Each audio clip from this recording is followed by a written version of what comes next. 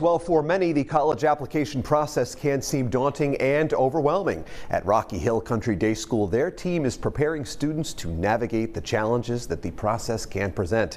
We recently dropped by their beautiful campus to learn more all about how they are setting students up for the next steps of their academic journeys.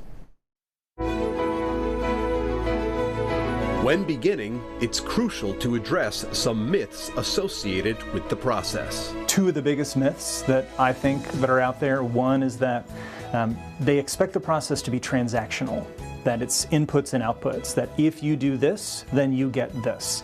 And it relates to the second myth, which is that it can be kind of a lottery, as if it's random. And certainly as someone who's worked in 3 different college admission offices, the decisions are really intentional. It's not random at all. The admission process itself has changed dramatically over the years. While there were over 900 colleges that were test optional prior to the pandemic, during the pandemic so many more went test optional, and people expected that many would go back to requiring standardized testing post-COVID. And that hasn't been the case. Some have come back, but not nearly as many as people expected. So, what are colleges really looking for? Jonah points out that there is no template, and that institutions first want applicants to be their authentic selves. Students are really trying to do something that they think is going to be appealing. It often then undermines what colleges actually want, which is who are you, what do you care about, what matters to you, and why. It's best to be prepared, and campus visits are crucial. It's better to just go to any college, do a campus tour, get a feel for it so that they can then start thinking about, this is what I'm looking for in a college, what are some of the properties and characteristics that matter to me, so that then they can have a conversation and say, okay, I'm looking for this in a college, and then be able to put together a list of colleges that meet those properties and characteristics, not necessarily, this is the list of only colleges that I've heard of. Parents can show support in effective ways. One of the things that can be helpful is really just to check with the student, do you want to do a visit? If not, then don't force the issue prematurely. And I think one of the other things that can be really helpful is for parents just to start doing their own research on their own so that they can start being better informed, especially since the landscape has changed so dramatically since they were going through it when they were in high school. Senior Will Hogan is involved in the sailing and music programs, and he has directly benefited from all that the school has to offer.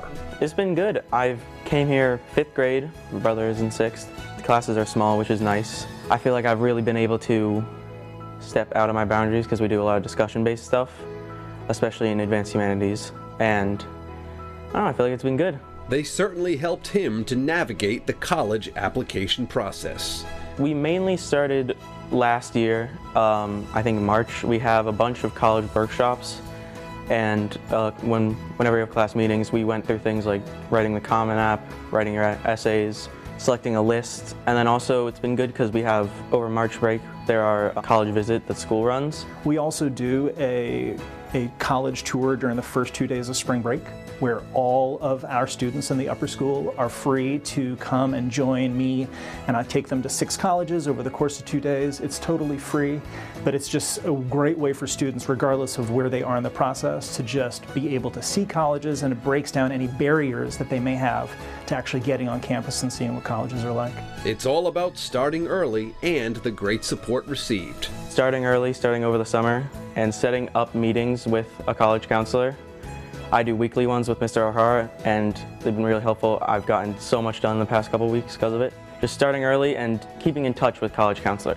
And since Will plays the tuba, I felt it would only be appropriate that he gave me a lesson before I left campus. Okay, we're here in the band room. Will, you play the tuba. You've been playing for how long? 6 years. 6 years. So, do you think I should try it? Yeah. Okay, you first, and then you'll evaluate my ability. All right. Here he goes.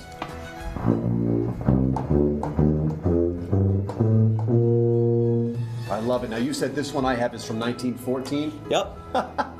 The year I graduated from high school. All right, here we go.